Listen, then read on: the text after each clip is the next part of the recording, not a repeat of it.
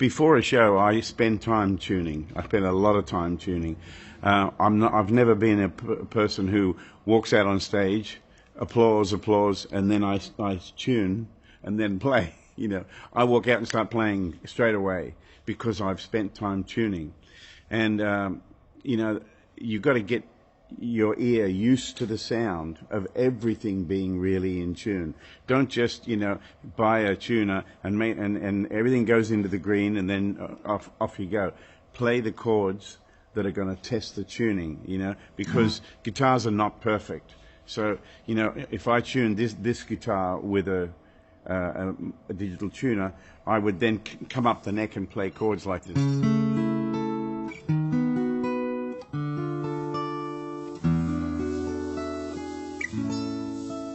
That kind of thing. Because, well, you know, I do that because I care, but also when I'm playing solo, everything is exposed, especially your tuning. So spend time tuning. You know, don't just hurry it and run out there. I carry one of these tuners with me all the time, and it's not just because it's a good and reliable tuner, but one side of it is a metronome, and so that's really convenient for me. I can tune and then I can practice with the metronome. So, you know, see if you can get yourself something like that. And I always tell people, don't buy a really expensive tuner where everything spins around, and because you don't need to know what kilohertz your B string is spinning at. You don't need to know that. You need to know if you're in tune. And so if you, even if you've got good eyesight, some of those tuners are hard to read on stage because you've got lights and all that sort of stuff. So, you know, this tuner here and the one I use on stage is a Boss tuner. And it's just, if the light's red, you're out of tune. As soon as it's green, you're at 440, bang, you know, you're right on. So keep it simple and spend time tuning. Get used to the sound of being in tune. I started out as a fingerstyle player with a straight pick, with a plectrum. And then I saw a photo of Ted Atkins when I was about 10, I think. And he had one of these on. And I was like, oh, that's it, you know. So then I started getting to work on getting my thumb independent. A thumb pick is an individual thing, you know. Just because I use one of these, it doesn't mean it's right for you. You have to try different thumb picks until you find the one that's right for you. These Jim Dunlop mediums work really well for me. I don't want a thumb pick that's too thin, because I grab it and flat pick with it, and then I switch to fingerstyle. I swap over all the time, and I taught myself how to do that out of necessity. So experiment with different thumb picks. Try them on, you know. Sometimes, if you've got a small thumb, then you should heat it up and bend it and make sure that it fits tight. But then if you have it too tight, then you get what Jerry Reed called blue finger. You know, the end of your thumb goes blue and it's cold, there's no blood in there. So it's you got to experiment and find the right one. And also the sound of it, you know. Some people use these Fred Kelly picks and slick picks and all that, and that works for them. But for me, they're too soft. And if I go to lay my thumb in, you know, like in a Merle Travis tune, the thumb pick will fly across the room. So I got to have something that really sits well and fits well. The other thing I wanted to say was, we are different all the time. I carry at least 6 thumb picks in my pocket, because some days my thumb is a different size. It's slightly either bigger or smaller, and some thumb picks just don't fit right. Then the next day, the one that was not fitting yesterday is the one I use today because it's just right. Just goes to show you that even that minute detail is a very important part, you know. If the thumb pick fits well and sounds good, then that's the one you should go for. When you first start using a thumb pick, it's kind of clumsy, and a lot of people give up on it pretty quickly. And you know, I don't think I flat picked and was really comfortable with a thumb pick for probably the first 10 years of my thumb picking life, you know. And it started to really kick in a little bit later.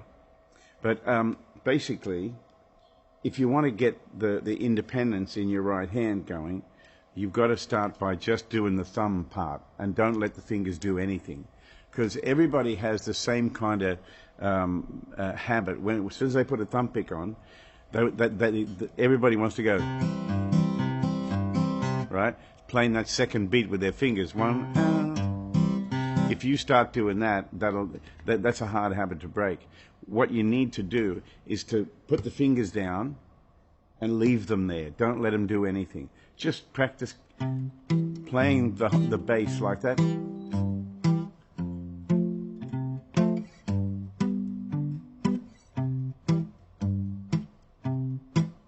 I'll play some different chords.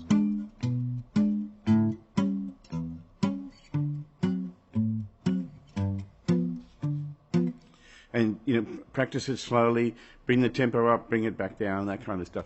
When I was teaching guys privately, when I lived in Australia back in the Stone Age, I used to, on the first couple of lessons, I'd say, okay, put your fingers down there. Then I'd put a piece of tape across them. And I would tape their fingers down so they couldn't bring them up. Because, your fingers want to join in. They're rebellious digits. They want to join in. And so you've got to get that going first, and understand that the thumb has to do all the backing. And also, it has to be the time machine as well. Your thumb is like a bass drum and a snare drum and a bass guitar at the same time. Or the left hand of a piano. So you got that.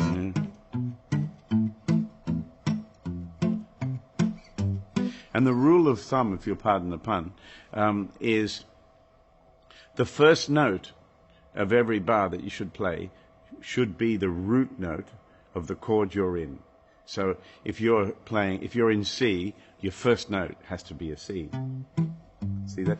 If I started here, it's upside down, So when I switch to F, then it's G, right? C, E, A, D. So first note of every bar should be the root note of the chord you're in. So that's your kind of step one, where you put your fingers down, you let the thumb do everything. Second step is the beginning of getting the fingers doing something different to the thumb. This is really difficult when you've never done it before. It's like, whatever that is. And so you leave your pinky down as your anchor point and spell out the chord like that with your fingers and keep your thumb going.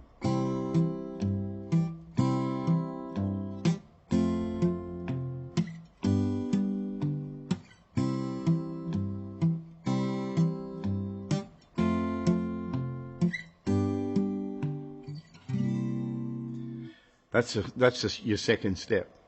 Your third step is a little harder. Now we're going to create something where the thumb has to stay steady and the fingers do something against it. This is the beginning of your brain and your hand connecting and your hand doing what your brain tells it to do. So, leaving your pinky down, you're going to play an accent like this. 1, 2, 3, 4. Ba, ba, ba, ba, ba. Now do that while keep the thumb going. So there's the thumb. And now the fingers.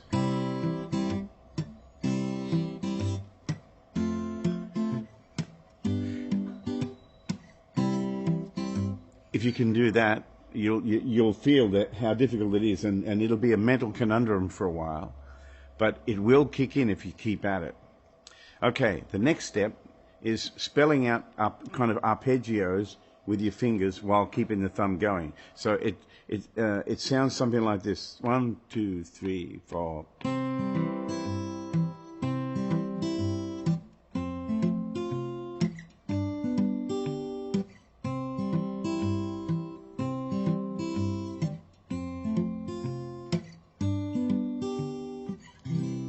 So the fingers are spelling out that, and the thumb's doing that.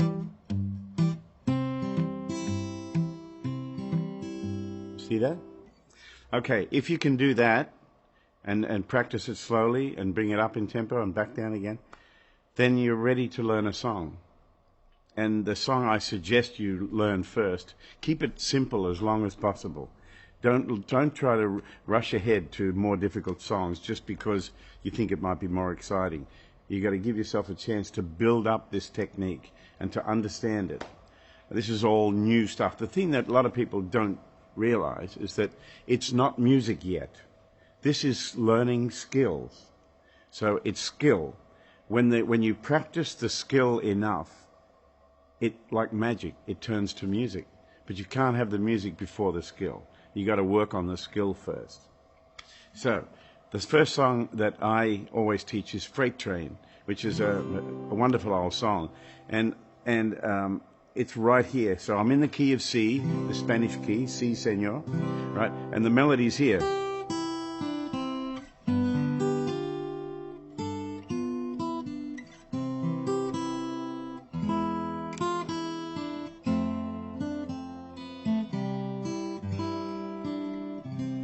Okay, so you work out the melody, then you bar, bar, bar, practice.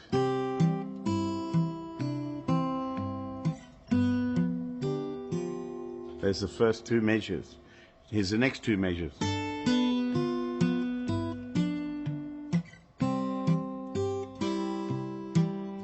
Next part, E7. And I'm doing what we call a rocking bar there. I'm letting my first finger, my index finger, rock down like that. Da, da, da.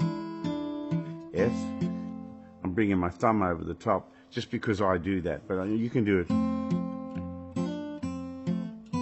if that's better for you. So you work it out, then you practice it up until it starts to sound like music.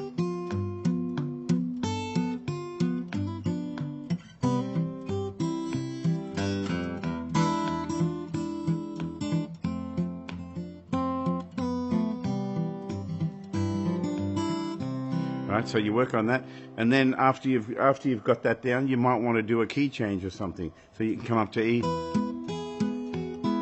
B, and C sharp minor, F sharp major.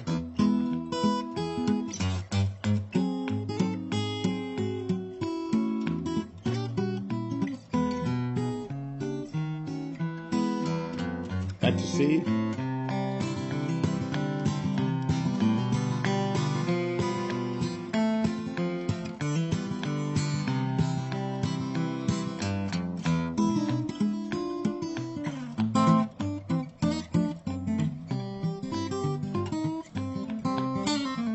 With a little Chet Atkins lick on the end.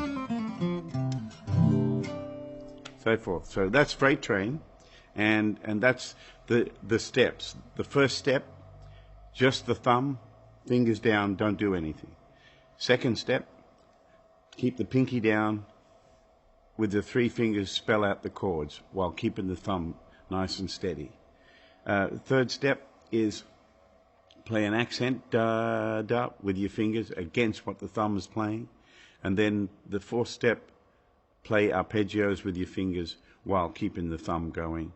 And then work out how to play Freight Train. That's a good song to start with. Some of the other songs that I recommend would be Wind in Warm by Chet Atkins, Baby's Coming Home,